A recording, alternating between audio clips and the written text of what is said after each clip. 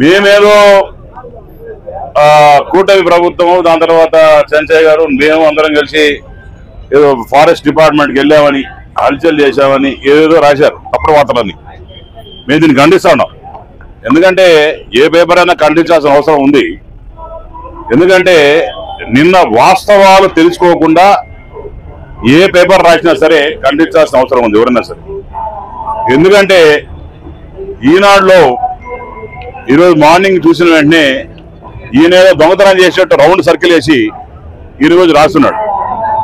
వాళ్ళకి అక్కడ లోకల్లో ఏమైతే పట్టాలు ఇచ్చున్నారో తర్వాత క్యాన్సిల్ చేస్తున్నారో అక్కడ చెట్లు నాటి విఎస్ఎస్ వాళ్ళకే ఇస్తున్నారు.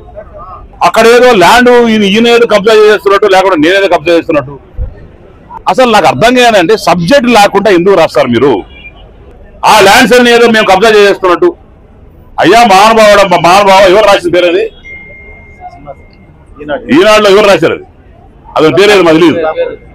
అయ్యా నువ్వు రాసేటప్పుడు కరెక్ట్ ఏదో రాంగ్ ఏదో రాయండి. మన పేపర్ అది, మన సొంత పేపరు, మనకు కావాల్సిన పేపరు.